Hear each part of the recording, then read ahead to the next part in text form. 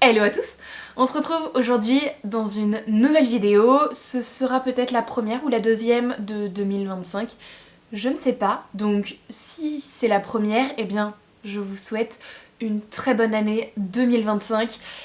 J'espère qu'elle vous apportera le meilleur et qu'il n'y aura que du positif pour cette année 2025. Pour ma part, je le manifeste. Je n'ai pas de résolution parce qu'il faut les tenir et que je sais pertinemment que je ne les tiens pas. Donc voilà. Et puis finalement, je n'ai pas été si mal que ça pour... enfin comment dire, ça ne m'a pas apporté quoi que ce soit de ne pas les tenir ou de les tenir. Donc écoutez, je reste telle quelle, on a toujours des points à améliorer. Si on les améliore, très bien. Si on ne les améliore pas, c'est pas très grave. Le but, c'est de vivre. Et écoutez, j'ai commencé à véritablement l'apprendre en 2024. Et bien 2025, ce sera vrai. Je vivrai. Et puis voilà. C'est peut-être très bizarre ce que je suis en train de dire. Mais je sais pas trop comment l'expliquer autrement que ça. J'ai fait énormément de choses très très cool en 2024 et j'ai envie que 2025 soit pareil, voire mieux. Donc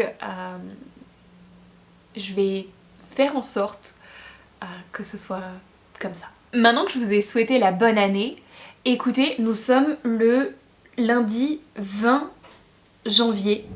Je ne sais pas trop quand est-ce que sortira cette vidéo, comme je viens de vous le dire. Je ne sais pas trop comment elle s'intitulera non plus. Je ne sais pas trop où je vais avec cette vidéo. Si ça se trouve, je vais tout filmer en un seul plan et puis je vous la montrer et puis je la sortirai dans la foulée. Ou peut-être qu'elle s'articulera sur plusieurs jours. Je ne sais pas du tout. En fait, aujourd'hui, j'ai reçu un commentaire de l'une de vous, de Sylvie, très exactement. Je sais qu'elle passera par là, donc je te fais de très très gros bisous. Et elle s'inquiétait de ne plus voir de vidéos. Et en fait, pour être complètement honnête avec vous, j'ai eu comme un espèce de passage à vide. Voilà. Entre les fêtes de fin d'année, qui étaient toutes trop cool, qui se sont super bien passées, j'espère que ça a été le cas pour vous également. Donc profiter de mes proches, de ma famille, ça faisait un moment. Et puis bah les vacances, le nouveau boulot, j'ai eu pas mal de petits trucs au niveau du boulot, un peu de stress, machin, etc. Que des trucs plutôt positifs, on va dire, hein. C'est pas du tout du mauvais stress, mais voilà, ça a quand même engrangé un peu de stress, un peu de fatigue, et du coup j'étais un peu lasse de tout. Voilà, je rentrais chez moi, j'avais juste envie de scroller sur mon canapé ou bien de jouer aux Sims.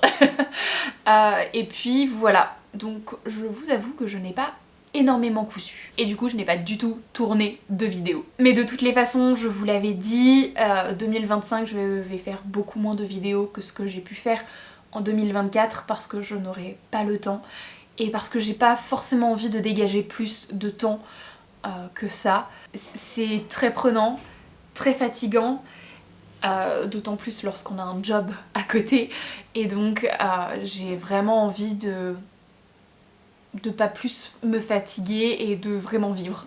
Mais il y a une chose que je sais, c'est que si on ne fait rien, on a encore moins envie de faire quelque chose et on rentre dans un cercle vicieux où on ne fait plus rien. Et donc là je me suis dit vas-y Charlotte, tu te motives. Donc en fait elle prenait des nouvelles de moi, Sylvie, voir où est-ce que j'en étais, etc. Et donc ça y est, ça m'a motivée, ça m'a donné cette petite flamme là pour retourner. Et puis ben c'est parti. Bref, tout ça pour dire que dans cette vidéo, je pense qu'on va un petit peu voir comment on va pouvoir s'articuler 2025 au niveau des projets couture, et puis je pense qu'on sera déjà pas mal. En fait, le but c'est d'essayer de vider un max mon stock de tissus. Il n'y a pas d'objectif précis. Enfin, oui, mais non.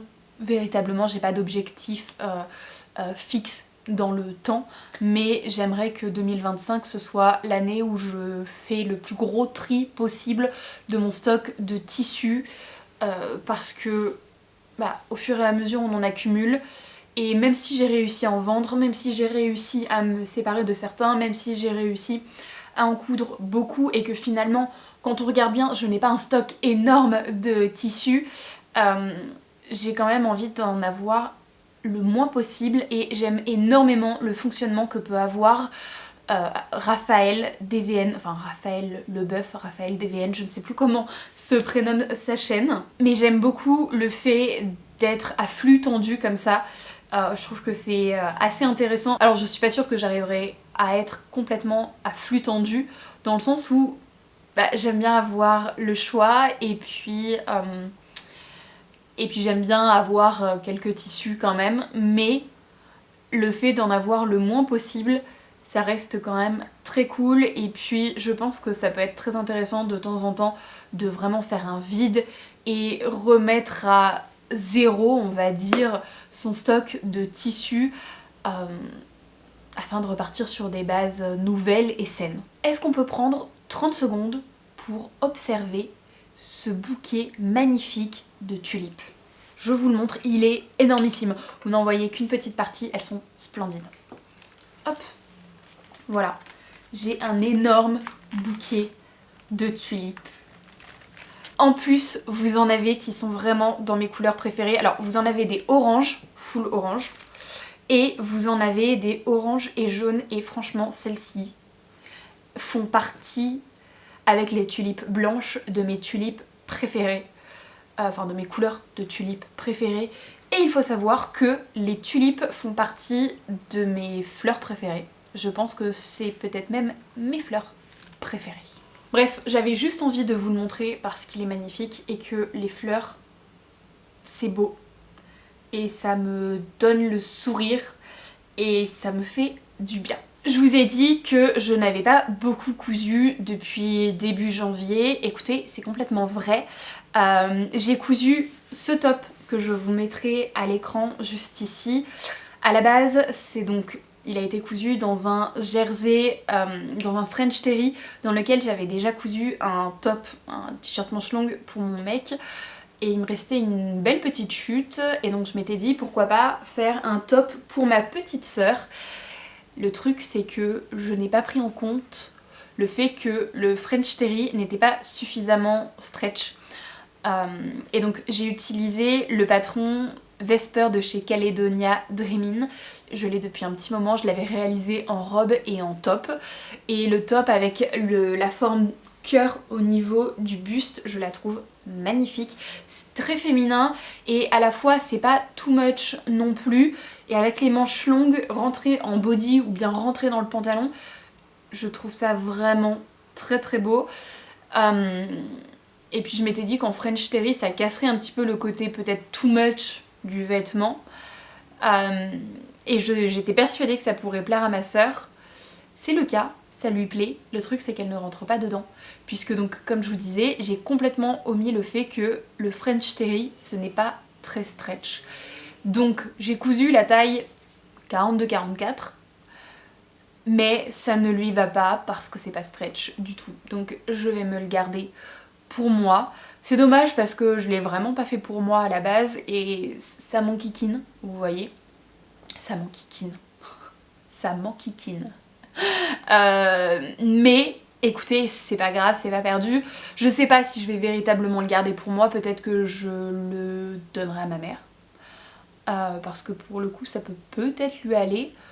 Ou alors peut-être que je le mettrai en vente tout simplement parce que le gris n'est pas une couleur que je porte énormément et je n'ai pas envie d'avoir un vêtement que je ne porte pas énormément dans mon dressing. J'ai également terminé ce chemisier, je l'ai porté d'ailleurs à Noël, je l'ai fini in extremis avant de partir pour fêter le réveillon de Noël.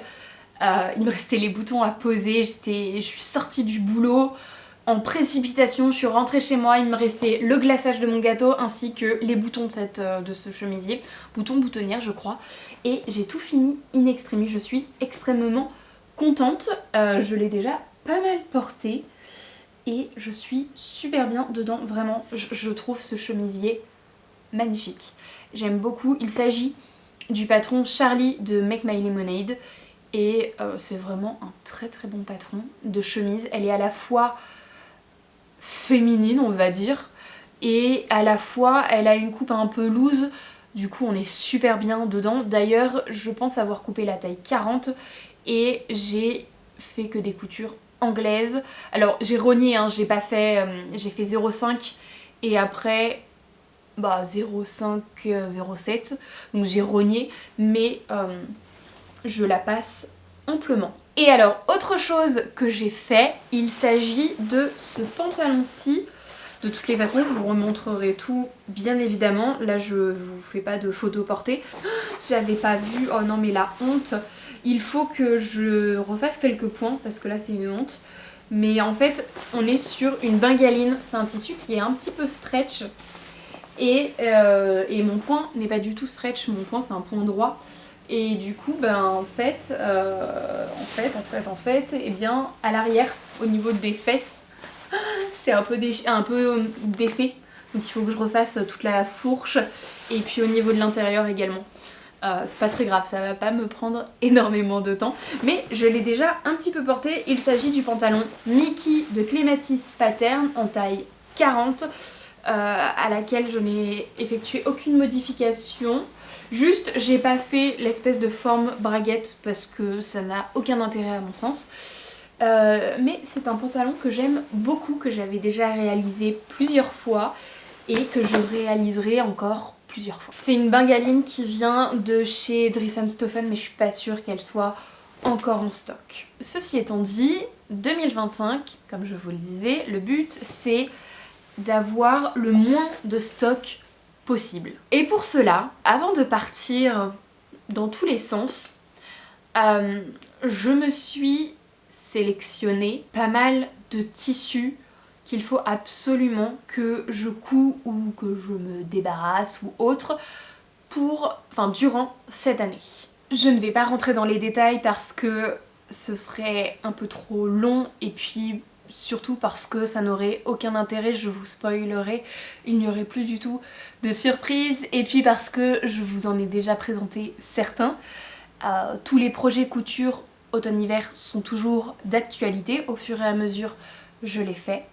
D'ailleurs vous avez pu le voir. Mais donc le but c'est vraiment d'épurer tout ce stock. J'ai déjà sélectionné quelques petites chutes où il me restait des métrages assez sympathiques pour faire des vêtements notamment. Alors je vous montre ce tissu mais j'ai une toute petite chute en fait vers moi.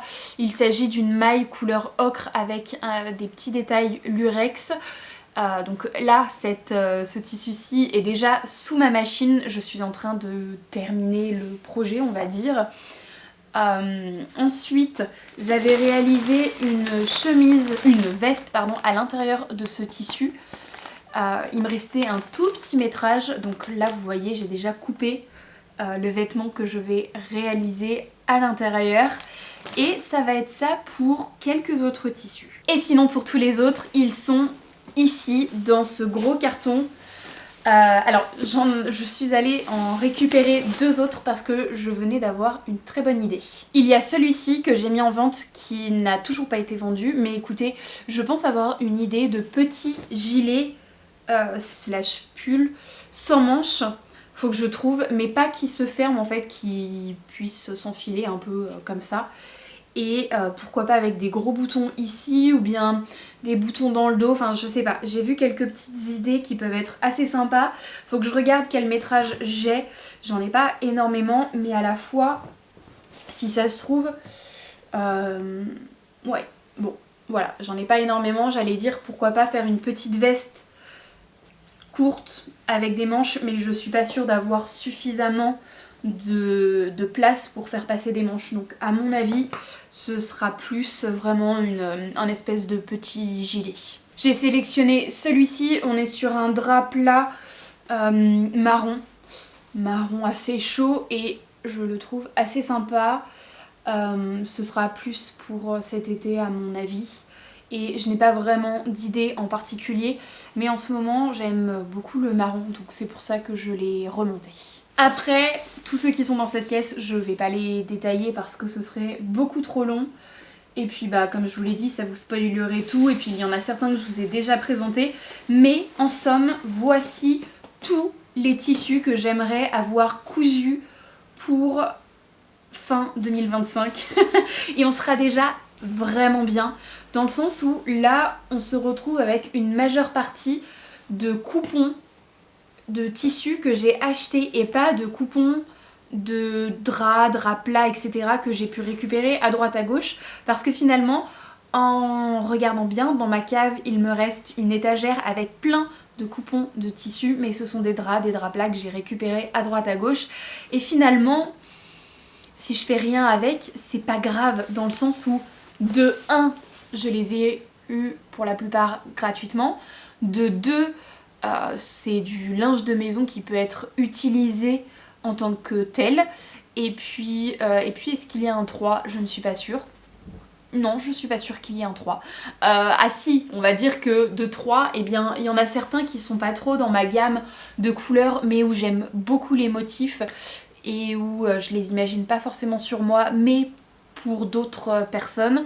Et il y a aussi pas mal de blanc, et le blanc ça peut être très utile pour des chemises, pour des petites robes, etc. mais pas pour forcément là tout de suite maintenant. Et c'est toujours très utile d'avoir du blanc chez soi. Autre gros sujet on va dire, c'est que j'aimerais énormément utiliser les patrons que je possède déjà.